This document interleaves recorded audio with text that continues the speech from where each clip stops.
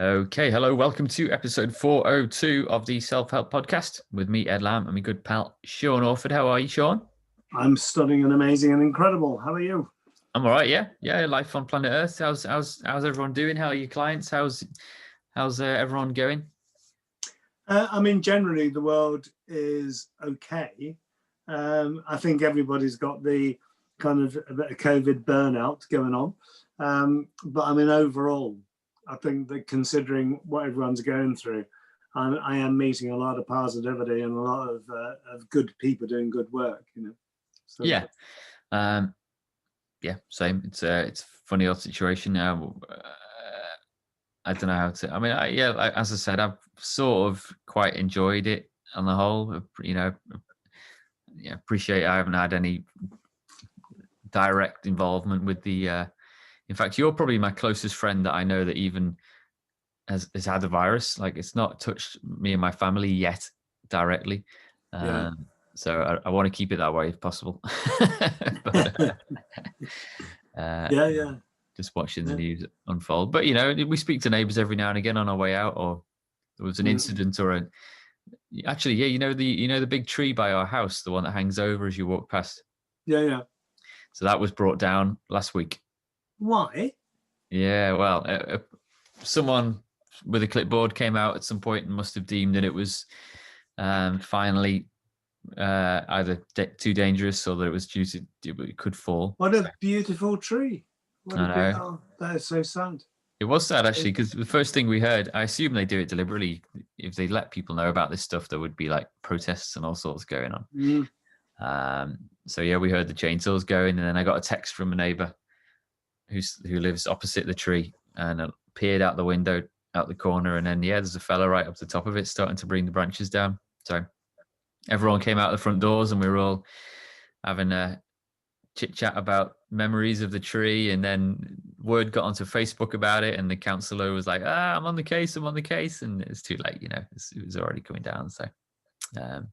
So did you manage to gather lots for firewood? I didn't actually know. We haven't been using our wood burner at all for the last year or so, but it was funny, actually. Yeah, a lot of people kind of descended to kind of take the wood. Beautiful old oak tree. And there actually were signs on the inside of it where you could see that it was probably the right decision to bring it down. But that was about the most exciting thing that's happened in the last. I wonder how long it's been there. It's quite an old tree, though, isn't it? Yeah, I'm not sure actually. Yeah, there's a lady opposite me. She's lived here since the houses were built, so it preceded her even. So yeah, I think you're looking at 50 years plus for a tree like that. Oh yeah, more than that. 100, 80 to 100 maybe. Yeah, I don't. So anyway, I can't remember what my point was, but yeah, that was an exciting little day and quite poignant and sad as people we were digging out photos of kids that climbed it and all that stuff. Yeah. Right, so we're doing the Live in the Present course at the moment. We're deep into the midst of it now. So we've done steps 1 through 4, and we're on to step 5 now, which we're talking about intention. Kind of let stuff go that's dragging us back, and we've started to live in the moment. And today we're talking about, what is it that we want? Just as a little recap, liveinthepresent.co.uk for all the links and for all the previous episodes as well. We are giving out each chapter of the book as we go along as well, which you can grab as a PDF from the website too. So do and important to actually go through and read those. Yes. We have the good old book here, and it's it's a good read. It's all right, isn't it? Yeah, I should say you can. We have got plenty of copies left as well if you do want to buy a copy from the shop as well. I think you can get, I can't even remember, the Kindle version is on Amazon and all that kind of stuff as well. Yeah, it's all like that. Yeah. You'll find it somewhere, but it's on the website too if you want to grab chapter by chapter. I'm going to share my screen because those watching on YouTube can see the slides, but don't worry if you're just listening to the podcast, we'll hold you by the hand. Where are we going? Oh, hang on. Can you see that? I can. There we go. So step 5, live in the present with the world famous Sean Orford. And we're talking about intention, Sean. So set the scene. What's this step all about? Well, what happens is people get into the idea of letting go of the past, and they start to get into their present, and then it's the idea of creating the future. Now, one of the problems with things like this, the Secret, is that it can leave you with the impression that you just sit there and you do, I will have a ham sandwich routine, it's going to drop in your lap, and it doesn't actually happen like that. You have to actually start to focus on what it is that you want. So the word intention is like the word attention. You need to pay attention to the things that you have to be intent on your attention. Yeah, it's that thing. Yeah. We talked last week quite a lot about meditation and being mindful and living in the moment. So usually on the course, this is the moment where we would just let people, take a breath and enjoy the moment. Hey. Yeah, and the thing about meditation is that meditation isn't for kind of 30 minutes a day. What it is that the 30 minutes a day allows you to be mindful in the other 23 and a half hours of the day. And that's the thing that's important, because mindfulness is every moment. You can eat mindfully, you can pee mindfully, you can walk mindfully, you can shop mindfully. It's like it's being in your present. So that it's teaching us to focus on the now, in the present, and to let go of all the negative stuff, because that's what holds us back. It's really, really not good. And it's that idea that you are the creator of your own world. You're the author. You pick up the pen and you write the story. And if you're not happy with the story that you've got, well, you can turn the page over and write a new chapter, or you can put that book on one side and you can start writing a new book. There's a lot of options here that you can do, and it's taking the responsibility for writing your story. So that, just recapping, this is really on the stuff that we were looking at in the previous chapter, but it's very, very relevant, is that the paradigm that we have is built up of beliefs. Beliefs are like the little building blocks that build the wall. That is our paradigm. So we're either built positive beliefs or negative beliefs. So one of the things that we would say on the course is the world a safe place to live in? Is it safe? Now, and that question came from Einstein. Einstein had done the maths that enabled the building of the bomb. And after he'd done that, he went through quite a bit of soul searching and was quite worried. And he did ask the leaders of the world at the time, is the world a safe place to be in? Because he saw that as if the world was safe, then people wouldn't use the bomb. The people would only use the bomb if the world was unsafe. And that's a very interesting place to be, isn't it? Is the world safe? Do you see your world as safe? Is it safe? Yeah, exceptionally, and I guess I kind of see myself as quite lucky in that regard, because I read probably and watch too much news, or more than I should do, and I think I think this morning I saw some article about, or a piece about a glacier that's collapsed in India, I think it is. And that looks pretty horrific. So there aren't any glaciers near me, but there's a tree that was brought down last week that I was just saying that potentially that I walk underneath every day and have climbed a few times, that could have fallen on me at any moment. But still, I do feel very safe. Yeah, on the whole.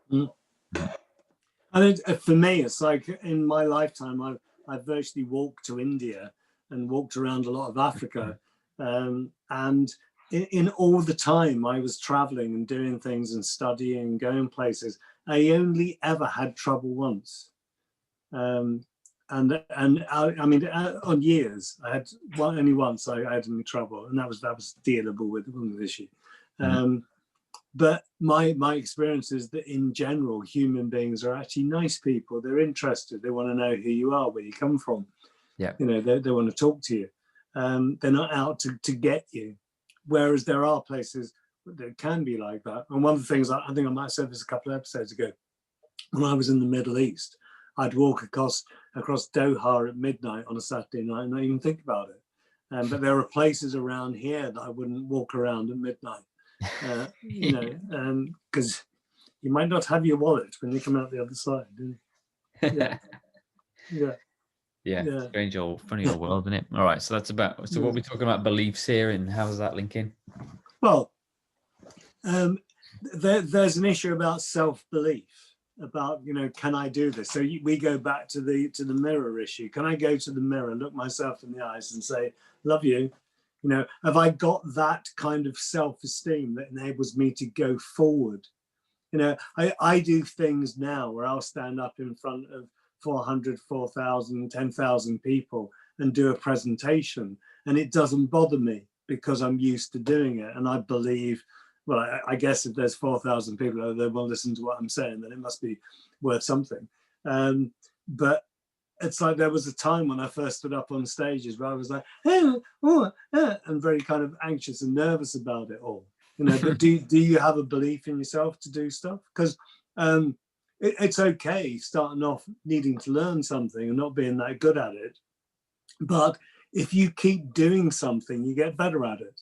Yeah. So my teacher's definition of a good person was someone who's getting better at it. Mm-hmm. Yeah. Because if you're always getting better at it, in the end, you're going to be pretty good. Yeah. But you have to have that intention to keep getting better. Yeah.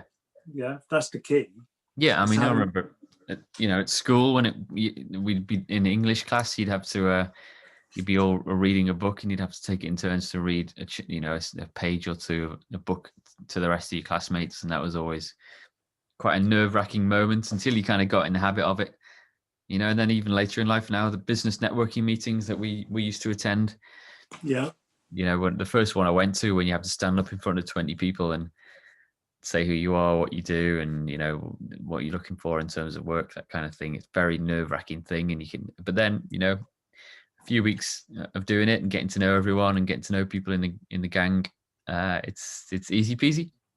Yeah, but the magic thing about a network is we all look after each other. That's the thing, and it comes back to, you know, we look after each other, we're all going to be okay. Yeah. Just a reminder on the law of attraction that when you're focusing on things, then you can make them happen. Yeah. Now the thing is, if your focus is negative, then guess what you're going to experience? Negative things. Yeah. And that isn't that they magically appear out the sky and drop in your lap. It's just that we tune into the negative. You know, if you're tuned into negativity and the most positive thing is stood right beside you, you miss it because you're not looking for it. You're looking at the negative. Whereas if you're looking at the positive, you might miss all the negative and follow the positive. Yeah, it's to do with how our perception works. Yeah. So we'd have this thing in the culture where we'd say to everybody, okay, turn to the person next to you and tell them something positive, you know, tell them that you love yourself, you know, all that kind of stuff. Yeah. And so important. And when you look at people waking up, the first step that people go through, the first stage of development, is the victim stage. It's like, I am the way that I am because it's other people's fault. You know, the world is the way that it is because it's other people's fault. Yeah, there's always someone else to blame. It's always them. You know, them, they. It's like they came and cut your tree down, didn't they? You know, and it's like we can get into that. It's the they and the them rather than actually taking some responsibilities. Now, when you start to wake, and you're in that waking stage, you're starting to question your paradigm and you want to change it. And you want to start to be responsible for who you are. And the third stage is awakeness. It's when you actually wake up, because then you've taken control of your life. You know, you're taking control of it and it is not in control of you. The world's changed. And that's when people get fulfilled and happy. That's when it starts to get very, very different. Cool. Yeah. And that's where we're kind of, that's where we're getting up to now. I'm talking about, last week we talked a bit about living in the moment and being kind of appreciating that time and that space that it can bring. And now we're talking a bit more about dreams and where we want to be, you know, 2-3 years from now. And this is it. It's like, what do you want? What do you really, really, really want?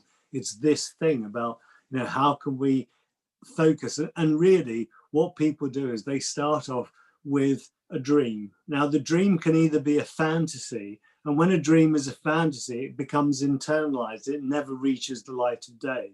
So people become armchair travelers. They'll sit there and fantasize about going to all these places that they never go to. Yeah. But that's the important thing. Is a fantasy is an internalized vision, if you like.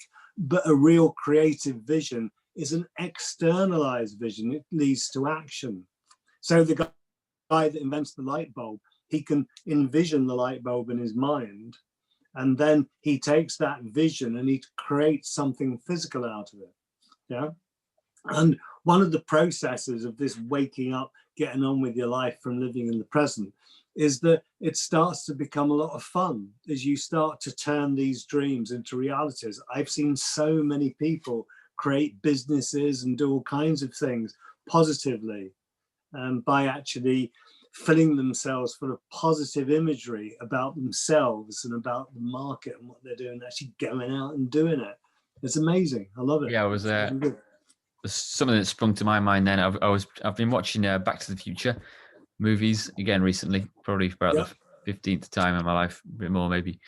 Yeah. And it's Doc Brown, isn't it, that has that vision of the flux capacitor. It comes to him in a vision one night. I love that bit. I love the whole movie. Amazing. But then obviously it's a story. It's a film, so it doesn't really happen. But I was then quite often when I'm watching a film at home, I'll kind of go on the Wikipedia page for the movie and just learn about how the film was made, because I'm a bit of a movie buff. So learning about how Back to the Future was made and the kind of all the stumbling blocks that the writers and the directors came up against over the course of the film. And Michael J. Fox, that plays Marty, the main character in it, he wasn't originally cast as that person. So there was another actor on set and had been for weeks and weeks, and they'd filmed quite a bit already with this other actor. And then they realized that he wasn't right for it and that they needed to let him go. So someone had to go and tell this actor that had got this dream role sorry, it's not working out. And then they got Michael J. Fox in, and obviously, he was perfect for the role, but still, all the battles they had to go through to get that film made. And even, it's amazing, isn't it? So the things that we end up seeing, whether it be on screen or in a book or products that we hold and we have, it's taken years and years of torture and and hard work, hasn't it? But it all started off as someone's vision. I mean, the simplest machine on the planet is a wheel. And it's like, whoever thought of a wheel? How many things in our life involve wheels, whether it's from DVDs and discs, through cars, through, discs are moving all over the place. Yeah, clockwork. Spinning things, and if someone hadn't had that vision of the wheel, none of it would have happened. Or hadn't acted on the vision. How many of us have visions in our shower that would change the world and we don't do anything with it? Crazy. Crazy. So developing the attitude of gratitude that we were talking about is and it's this that leads to it. It's feeling good about things that gives us the positive visions. So gratitude equals an expanding mind, spirit, soul, whatever word you want to use. And ingratitude creates a contraction. What's the point? Why should I bother? Yeah. And that's where the law of attraction comes in, because it's like a mirror and it mirrors the way that you're feeling. And if you feel like life is bad and you wake up in the morning and go, oh God, life's bad, guess what kind of day you're going to have? Whereas if you wake up going, hey, it's going to be good today, guess what kind of day you're going to have? Yeah. It's so important. Yeah. Sounds so kind of puerile, but it's real. It's true. Yeah. Spot on, man. Yeah, I love all that stuff. Fantastic. Yeah. And we talked a bit about monkeys last week, didn't we? And like paradigms and negative paradigms. Yeah. Yeah. If all you hold is moans, dissatisfactions and frustrations, you're never going to change. Never. Doesn't matter what you do, because there's always going to be something to moan about. Yeah. we all have. Go on. No, we all have people that we know in our lives that love a good moan and a whinge and are constantly dissatisfied. So I'm just trying to think. We can't just send them a copy, a link to this episode or this course, because people that are like in that state of mind aren't open to journeys of self-discovery generally. Yeah. So how do we? Is there any hope for people like that, or do we just have to wait till they realize? Well, I mean, some people do die moaning. some people do have realizations, but very often those realizations are if only, and then you get into the regret, and that's a really bad place to be. So one of the things that we say on here is, okay, what do you complain about? What is it that that you find yourself complaining about? And if you just stop and think about it, and then you think about, okay, what is it that makes me complain? And then look at how that limits you and what you do. So important, you know? Yeah. I've just been on Facebook, you know, right before we recorded this, and I was kind of chuckling away at some complaints under a council post about some changes to a road nearby. So resisting the urge to get stuck in, and like, you can't win arguments online, can you? As tempting as it is to kind of get stuck in and reply to people, and it never ends up well. It never works out. No. So the whole process then about what we're looking at is we're looking at self-improvement, waking up and living in the present and creating the future all work together. So the issue is about needing to develop skills, you know, and again, it doesn't matter. There was a wonderful woman on Sunday television a couple of years ago who was 84 and she just got her PhD. Wow. Yeah. How many people at the age of 40 or 50 would think, oh God, I'm too old to do that now? But she's like lifelong learning, and that's so important. Yeah. And it's like, what skills do you need to enable you to develop and improve and to gain what it is that you want to develop? What is it? You know, could be practical, could be logical, there could be emotional. And this is a really important thing here, is like, what skills would you need to develop your dream? What is it that you would really need to do? And it could be that you would need maybe to learn a business skill. Yeah. Yeah. It could be the you know, finance or something like that. You know, I don't understand money. How do I do that? Yeah, for sure. And this is a bit, I always come back to a point, is that the end goal of your success or whatever it is you're aiming for, that flux capacitor, isn't necessarily the most rewarding bit. It's the journey along the way, isn't it? And it's learning those skills and those little breakthroughs. How many versions of the light bulb did it take Edison? Like how many thousands? There's a lot of arguments as to whether the light bulb was actually created by someone else. But there were. I mean, there was something like 1,000 versions of the light, wasn't it, before it actually became a light bulb? Because one of the comments we were making, wasn't it, on the course was, you know, how many failures would it take for me to give up? But if I had a strong enough vision, could I keep overcoming the thing? Okay, that doesn't work. Okay, let's do this. Because in the end, he found tungsten, and tungsten was the metal. And I can't remember how many iterations of the design there were until he found tungsten that worked. Yeah. I watched a biography movie of Van Gogh's life, Vincent van Gogh, recently. I can't remember the name of the actor who played him. Willem Dafoe. Well, quite not one. Yeah. Really cool movie. I think it's on Netflix. But I guess with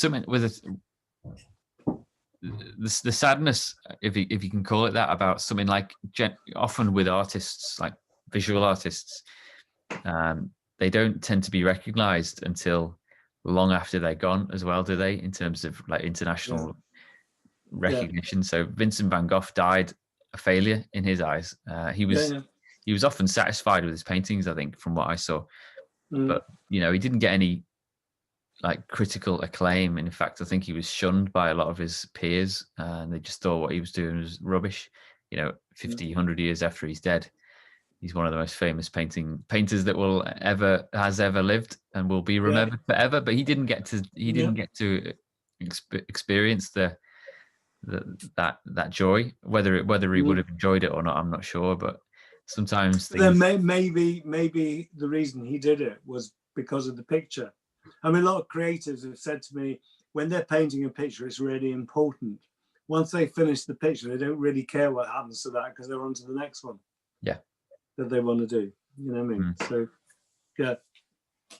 Maybe. Fascinating stuff in it. But yeah, I mean, go on. So the next slide is about what do you want? And I guess even I still not exactly sure what it is that I want, but it can take a while, can't it, to figure this stuff out? Well, one of the things that I suggest on the course is that people do a T diagram. So the T diagram, literally draw a T on a piece of paper.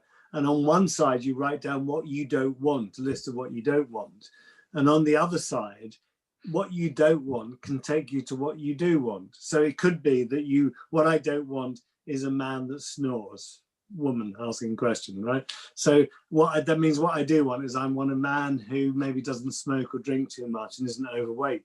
You know what I mean? So you can tell what you do want sometimes by looking at what you don't want. The two things reflect each other. Yeah. But what tends to happen is when you say to people, what kind of music do you like? And people go, oh, well, I can tell you what I don't like. Yeah, but kind of said what do you like? And the problem is that when you focus on what you don't like or what you don't want, because you're focusing on it, it creates a bigger space in your mind for it. So if someone's going, I mustn't have a cigarette, I mustn't have a cigarette, I mustn't have a cigarette, the drive and the desire to have a cigarette gets bigger and bigger and bigger and bigger. Whereas if they can focus on, I really enjoy breathing fresh air and having lovely clear lungs, that gets bigger. Okay. Yeah. Yeah, so if it's like, I don't want bills, oh God, I keep paying bloody bills. Yeah, what happens? It's like it gets more and more difficult. Yeah, all right. Yeah, so it's focusing on what you do want, not focusing on what you don't want. That's okay. Yeah? That's a good way of looking at it. Yeah, okay. Yeah. Okay, so excuses. Yeah. What happens as soon as you start to try and do things? The first thing that happens is the monkey gets out the cage, the old paradigm reactivates, and then it starts to try and play all the games with you. So it starts off with the excuses for not being able to do something. Oh, I couldn't do that. You know, it's all right for you. You know, you're all that kind of stuff. But it's like not allowing that to get in the way. You know, yeah. And commonly people. You know, the sour grape story about the fox and the grapes. And it's like it's easy to accept failure as being like, well, you know, it's my childhood, you know, if it wasn't for that, I'd be a really successful person.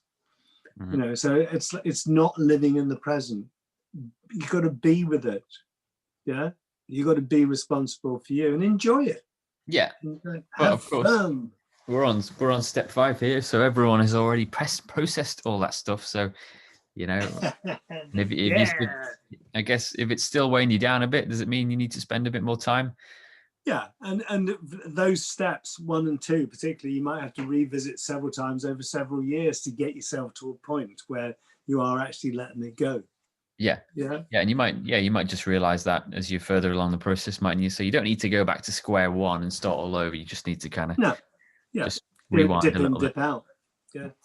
But, okay. So, I mean, okay, we're at a point where it's like we need to get beyond those excuses and stop going back and feeding the old paradigm. We need to feed the new paradigm. And it's useful to sit down. We always recommend keeping journals, writing all this stuff down so you can review it. But it's like, what are your common excuses? What are the things that you come up with over and over again? You know, oh, I can't do that, I'm too old. Or I can't do that, I'm too young. I can't do that because I'm a woman. Oh, men don't do that. You know, it's like, what are the excuses you come up with over and over again? And once you can see what your common excuses are, then you can start to develop ways of making it different. Yeah, okay. Yeah. That makes sense. Yeah. Cool. So we're back to the question, aren't we? If you had no excuses, that the old paradigm wasn't dragging you back and making you negative, yeah, what is it that you would really, really want to do? If you could do absolutely anything, what would you do?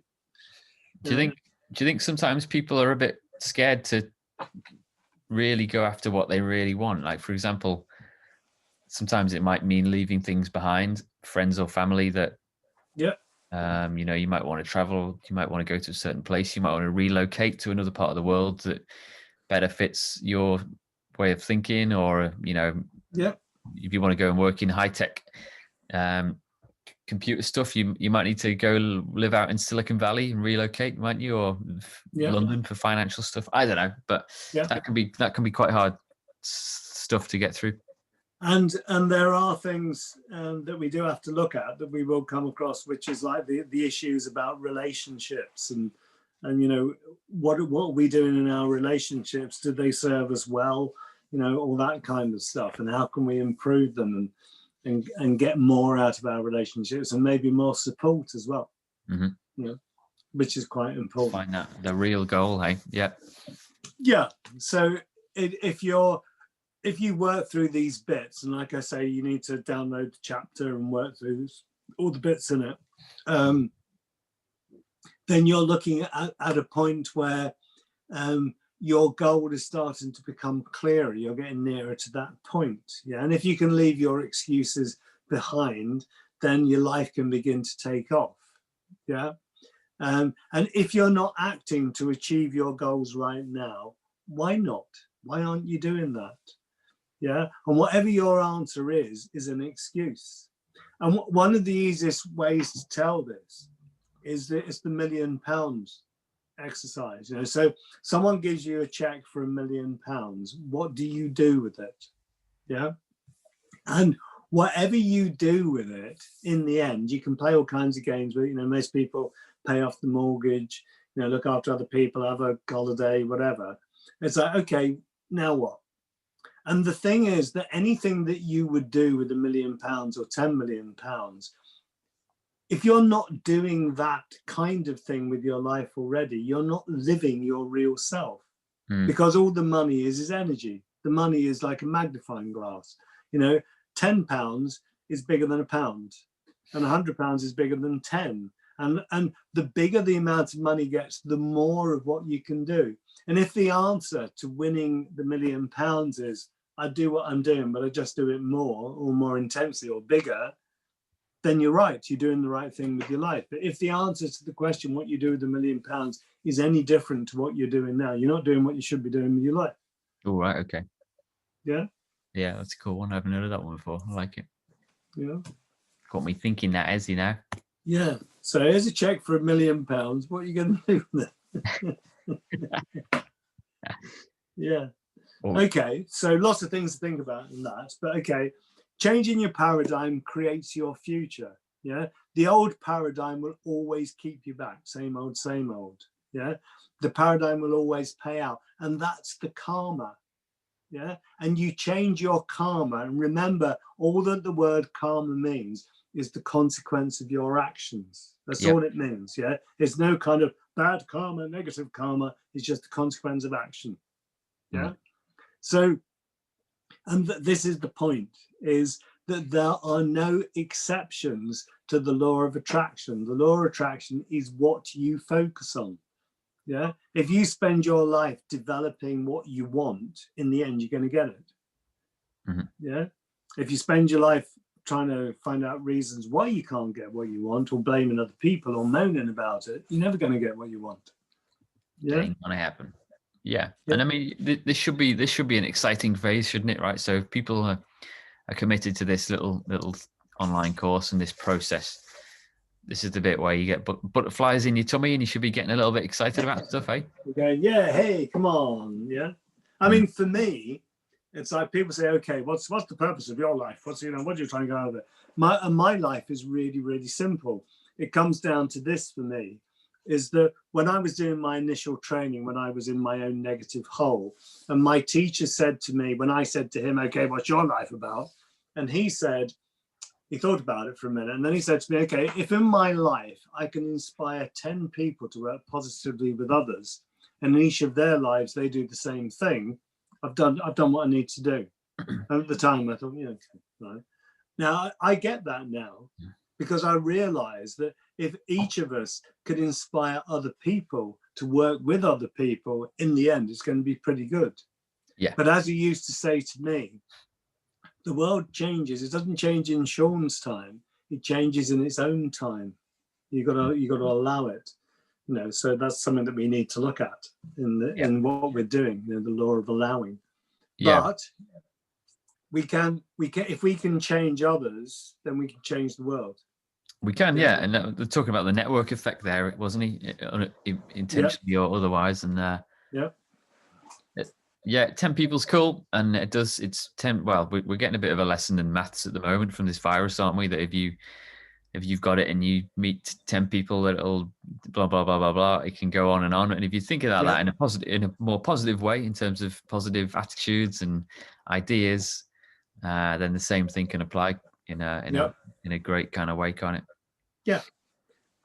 And that to me, if at the end of my life I'd done no more than just inspired some people to go and work positive with others, I would have done what I need to do.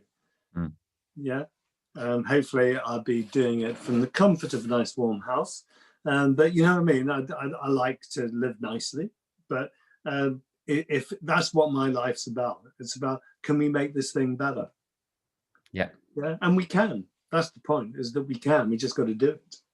We can and we will. All right, cool. That's brilliant. What's step 6? A little insight into what's coming next week. Can you even remember off the top of your head? I can. We're starting to look more at kind of relationships, and we're looking at allowing this a kind of tolerance. We're starting to move those ways, because what tends to happen at this point, as we move into the next part of the process, is that people start to hit their blocks and their barriers. Yeah, and that negative paradigm that we're trying to get rid of can keep reasserting itself and going, hiya, I'm here. Yeah, and that's what we're learning to do. So we're going to come at it from different angles, and face some of our demons. Like one of the big ones that we need to look at is money, because people's attitude to money can be really negative. Money doesn't grow on trees, all that kind of stuff, the negativity about money. And money is just a form of energy, and if we use it appropriately, then it's like planting a seed, then big things grow from it. It's good. But sometimes the trees need chopping down every now and again as well, don't they? Yeah. As we found out. Yeah. All right. Cool. Okay, Sean. Well, looking forward to that. We'll reconvene next week and get on with step 6. And let everyone, if you haven't already, get to livingthepresent.co.uk for all the links and to download the book, or to buy a copy if you want as well. It's up to you entirely. Cool. Okay. You take care. You have a good week as well, Sean. I'll catch you here next time. See you. See you later. Bye, everyone. Bye. See ya.